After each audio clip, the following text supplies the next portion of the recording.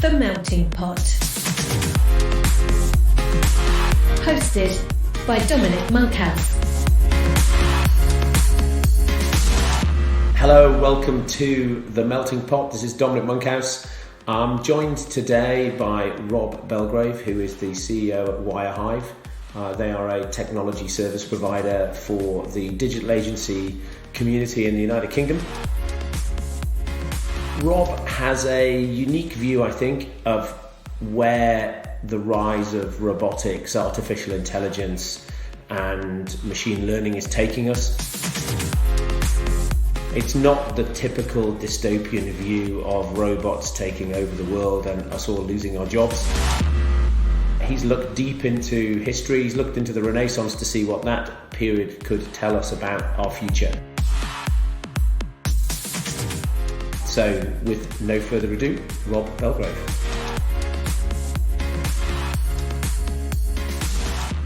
My business, Wirehive, is a technology business. I've worked in technology my whole career, and I've kind of cut a path translating complex technology for people and helping businesses kind of get value from doing things with amazing technology.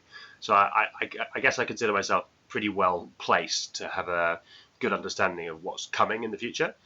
I recently was out in South by Southwest, which is a big kind of technology festival in Austin in Texas, and I gave a talk called Digital Renaissance, the Best Is Yet to Come, which kind of focuses on this exact area with my podcast co-host, a guy called Jim Bowes, who runs an agency in London called Manifesto.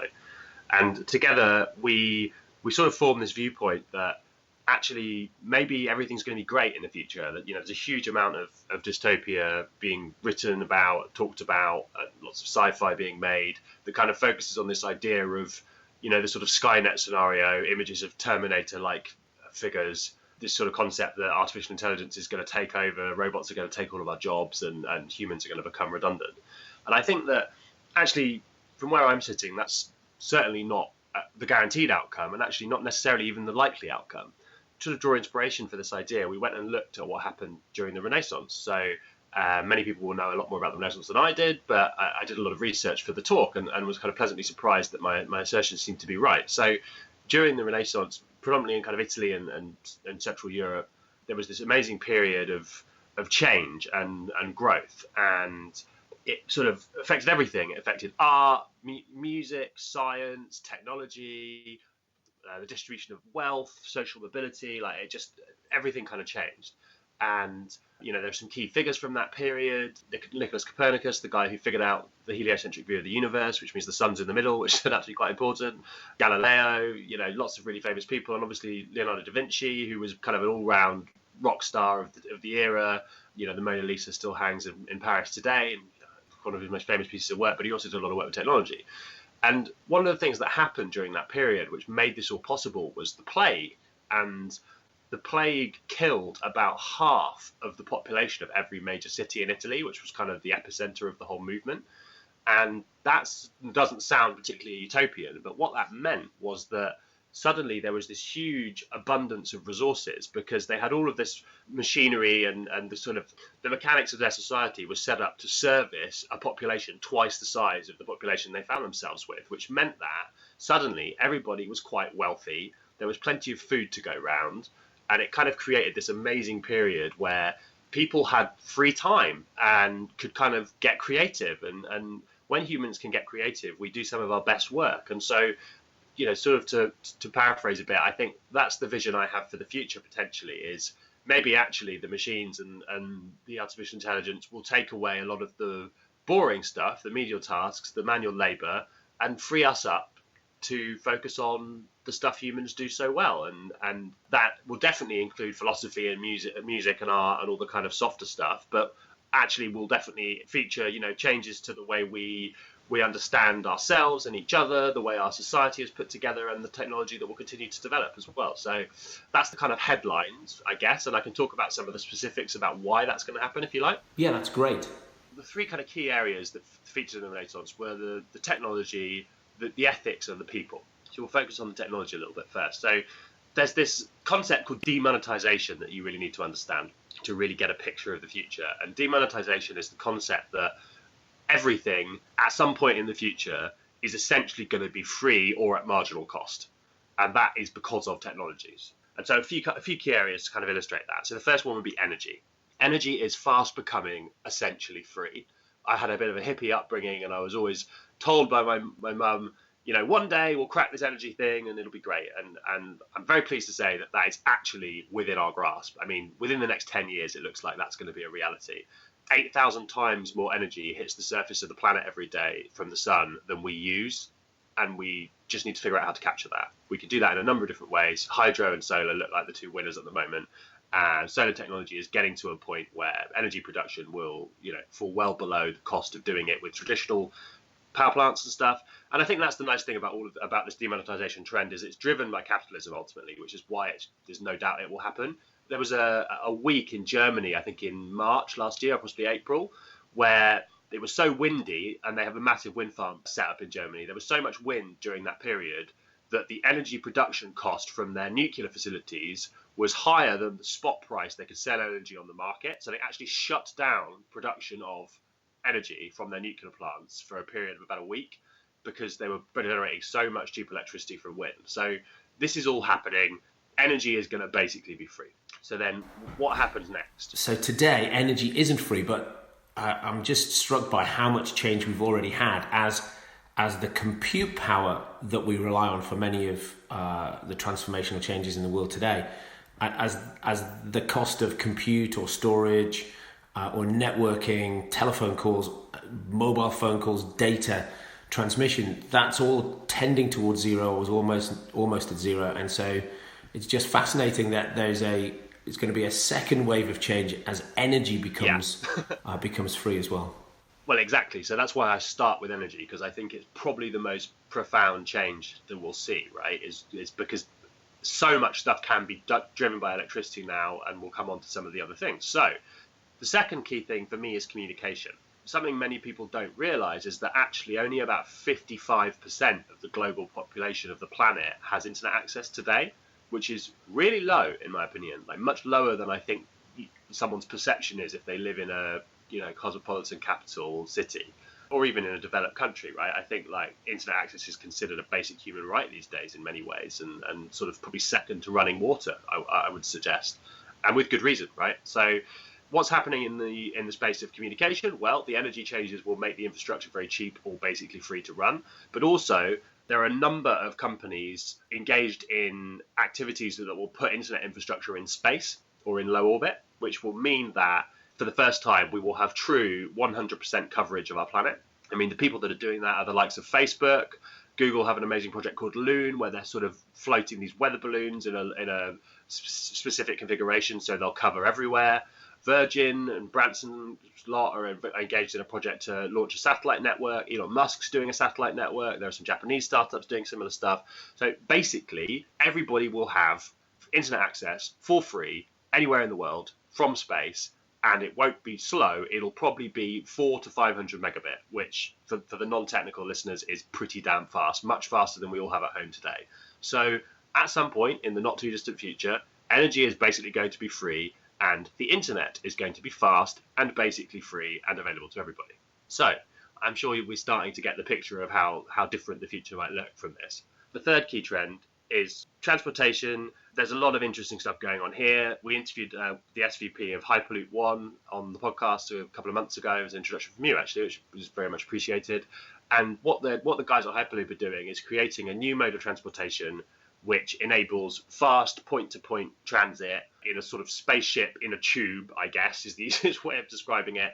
But what this means is you can travel point-to-point at about 800 miles an hour, London to Edinburgh in about 20 minutes, and it'll work for both people and freight. And at launch, they reckon it'll be priced about the same as a bus ticket, and will get cheaper from there.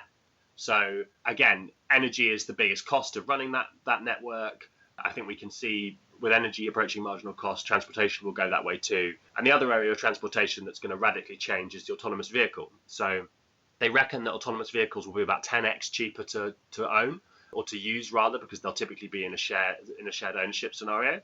And that's 2-3 years away. I saw the CEO of Waymo give a talk. Waymo is Google's self-driving car venture, who are probably the leaders in the space at the moment. They've got it working. I mean, they're running it in a pilot in Arizona right now for about 5,000 people. If you're interested, go and check out Waymo's YouTube channel. There's some amazing videos of people using the service. I mean, you basically get your phone out, load up the Waymo app, which looks a bit like Uber, ask for a car. The car pulls up outside with nobody in it, obviously. You get in, you press go, and it takes you to your destination. And it does a great job. They've had no issues with it. You can have it come and pick you up from the supermarket, and it'll open the boot and you can put your shopping in. I mean, it's pretty remarkable. And that's today, right? So we're probably 3 years away from that just being everywhere. And if you look back at the Model T when Ford released it, it took about 2 years from Model T being released, when it was about 95% horse and cart still, and within 2 years it had flipped completely the other way, and it was 95% automobile. And people think that this change could happen as quickly as that. So another key trend in transportation that's coming soon. And those are probably the kind of 3 key areas of demonetization I would focus on. But it's going to kind of cross into everything that we rely on every day. So, Rob, what I'm struck by is that the sort of urban versus rural angle, because it's interesting with Brexit, the people who voted out have the lowest levels of immigration in their communities, and Uber is in London and a couple of other cities in the UK, and if you're not in London, then you might never have used an Uber, and therefore you're unlikely also to get an autonomous car anytime soon, even if they do come to London, because there just isn't the population density. And so you've got, in big cities, you've got taxi drivers all becoming unemployed, and outside of the big urban centres you've got really sort of no change, but potentially fear of that change, because that change isn't clear and present to them, because you don't see the benefit, you just have the fear. Yeah, I mean, if you look at technology developments in the past, they do create these changes where industries disappear and people have to retrain. I think things are gradual in many ways, but there are a few things, like particularly the taxi example, that seem like they might be quite immediate actually in terms of the transition. Like, if you were a 25-year-old guy right now, guy or girl, driving a taxi, I think you should be really, really concerned. Genuinely. I think if you were a lorry driver in your 20s right now, you should be thinking about your future.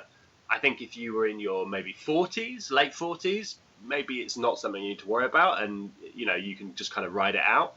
But yeah, I think the driving examples are quite important ones. On the train front, I think there's an interesting thing, which is when the safety of large numbers of people is involved, we're still reluctant to trust the machine, in many cases rightly so. And I think that's the point of conflict with things like trains, is because it's 3 staff to 500 passengers or whatever, there's still this kind of concern. But the reality is trains and planes are basically already controlled by the computer, and the operator or pilot or whatever you want to call it just sits there and watches and is ready to take over. Like, an Airbus takes off and lands itself, and more than half of the world's fleet of planes is built by Airbus. The Boeing system is still a little bit more controlled by people, but there's only a matter of time. Trains as well, it's very similar. They basically run themselves and you just kind of sit there. So I do think those things are going to go away pretty soon. But your assertion that maybe it's a kind of an understanding thing and it's about comfort is definitely right. Like, I think maybe that's a slightly generational change we'll see too. It's that whole you can't be what you can't see thing, isn't it? Like if people aren't familiar with something, they're often skeptical of it and afraid of it, right? It's kind of human nature. Yeah, I think that's fair. And, to the autonomous car example, yeah, it will be certainly initially something that will be something, used in urban centres and probably not as prevalent in rural areas, which makes sense, I guess, right? I think demonetization is a really interesting trend. It's something that's worth reading about and keeping an eye on. And I think it's kind of the fuel that will run the engine of change over the next 2-3 decades and kind of bring in this new era of like flexible working and just open. I think we're definitely all going to have jobs, but I think the jobs we're going to have will change. And I think one of the things that's really interesting about that is a lot of people's identity is their profession. This is one of the big debates, right, that definitely comes up on the dystopian side, is if the machines take all our jobs, which they won't, by the way, anytime soon, what is our identity then? Because our purpose is, in many of us, our purpose is to work, and we derive huge satisfaction from the work we do in our careers, and it's our identity. When you meet somebody, what do you talk about? You talk about your job and what you do and your career and the people you do it for and with, and that's who we are, right? That's this capitalist society that we're all working in. That's where we are today, and so I think the change will be quite profound actually when it eventually happens, because we're going to have to figure out how to be proud of ourselves and our lives, for something other than the work we do. But that, for me, is still hundreds of years away, that future. I think people fixating on this sort of nobody needs to do any work view of the world, which is definitely dystopian, in the next, say, 20 years, are just way, way off the mark. Rob, what's wrong with not working? But, well, of course, but I think the reality is we would fill our time with something that looks a lot like work, wouldn't we? We'd build things, or we'd learn things, or, this whole autonomy, mastery, purpose is the important truth of what motivates us as humans. I think we would do stuff, right? We'd all become marathon runners or amazing musicians or like the best artists the world has ever seen, or I don't know. I actually am really excited about the prospect of what happens when human creativity is unlocked en masse like that.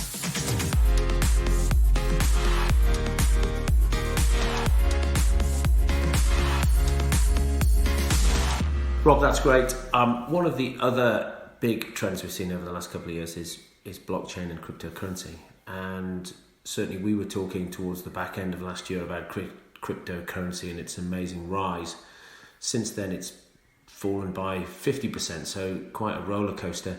Perhaps you could share with us your views on where it goes from here. Okay, so cryptocurrency is based on a technology called the blockchain, which is kind of a new way of designing software. So a paragraph on blockchain.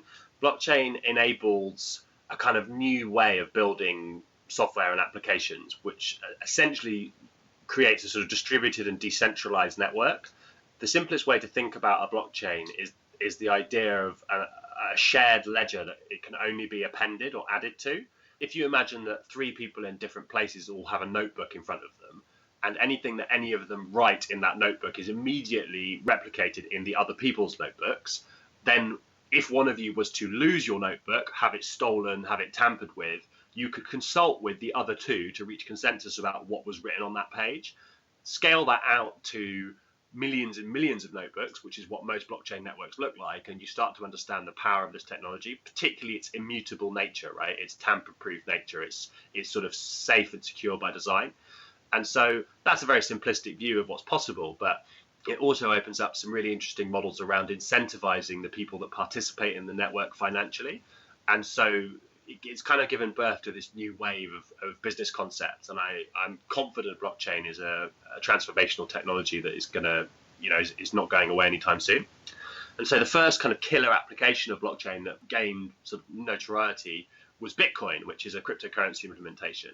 And the idea of cryptocurrency is using this blockchain technology to create a digital asset that is stored on this ledger, which is owned by an individual. Because of the nature of this ledger, it sort of solves the double spending and double ownership problem because it's completely consistent across all the different nodes. So it's kind of given rise to this idea that maybe there's a new way of storing wealth, right, and storing value. And that's what Bitcoin is ultimately. It's a store of value. And many people see it as digital gold. And some people think that it or sort of spin-offs of it, which all have different names, may become the way that we actually pay and transact for things in the future as well, not just the way we store wealth in a way sort of akin to the way people buy gold. 2017 was undoubtedly the biggest hype year so far in the history of this technology. It turned up actually sort of late 2011, early 2012, a sort of pseudonym called Satoshi Nakamura, who wrote the original Bitcoin white paper. Nobody knows who he is. This is kind of amazing internet folklore that this invisible guy, this pseudonym, wrote this amazing thing and gave it to the world and kind of gave birth to this movement. But it took a little while to catch on. And so sort of 5-6 years went by. And then in 2017, it really took hold. And another major project called Ethereum, created by this sort of Russian prodigy called Vitalik Buterin, came out, which creates a kind of ecosystem for building businesses and products easily on top of the blockchain called smart contracts. And from there, we saw this kind of explosion of different projects. And so towards the back end of last year, things probably overheated a little bit, I think it's fair to say, and sort of it was looking a little suspiciously like a bubble.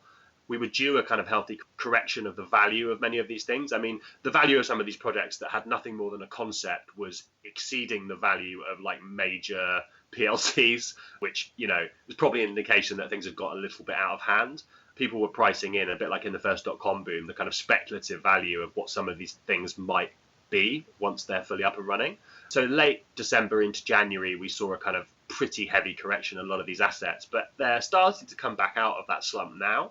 And I think actually it bodes well for the health and long-term future of this technology that this happened. I think if it had continued to rocket like it was without correction, the inevitable crash would have been so severe that actually it might have caused irreparable damage in many ways to a lot of trust and confidence in the idea. But Bitcoin has become a massive deal. I mean, Goldman Sachs yesterday announced they're launching a crypto desk. A number of other major banks already have them from a trading and sort of wealth management perspective. The daily trading volumes are sort of $500 to $750 million right now on Bitcoin. So liquidity is coming in. It's definitely something that's going to be used to transfer and store wealth for the foreseeable future. And there are, you know, loads of futures products being launched and all that kind of stuff. So I can see the trading volumes, and I can see the futures products, and I can see the, you know, transfer of wealth between individuals. But as the man on the street, what's the utility? What does it do for me? What's the utility of it? I think it makes it easy to store and transfer wealth between two people without the need for an intermediary or a third party. I think we rely on banks in a way that is so programmed into us that we don't realize how ridiculous it is. You know, I bank with, I don't know, a UK retail bank, and if they want to, they can freeze my account and just say, sorry, we're not going to let you have your money. I mean, look at what's been happening with the TSB customers over the last month. I don't know if you've been following this story, but customers of Lloyds TSB in the UK have been locked out of their bank accounts for, in some cases, a week or two, right? Unable to access their funds. Like, that is a truly ridiculous situation that we put that much trust and responsibility with regards to our money, our wealth, in the hands of a third party. But banking is the oldest trick in the book, right? It's something that our society has relied upon since long before any of us were alive. And so we just take it as writ that you don't keep money in under your mattress because it's not safe. You put it in the bank. Well, what if there was a third way, which was a completely safe and secure way to store and transfer that wealth without the need for a third party?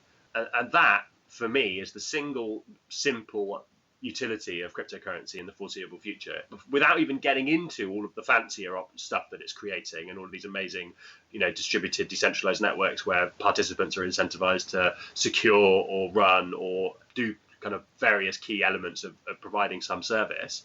Just that simple thing that you can store and transfer wealth and actually be your own bank is a major, major deal. Rob, that's excellent. Thank you very much indeed for taking your time to talk to me today. How do people get a hold of you?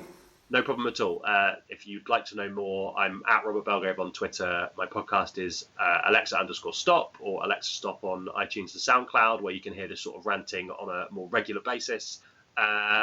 Thank you for the time, Dom. Rob, just before I let you go, perhaps you could let everybody know where the best place is to find your talk, South by Southwest talk. That'd be great. So the episode 13 of our podcast is a full recording taken live on stage. So if you'd like to hear the kind of slightly more structured 45-minute version of the positive future based on this idea of the digital renaissance, then please come and have a listen to episode 13.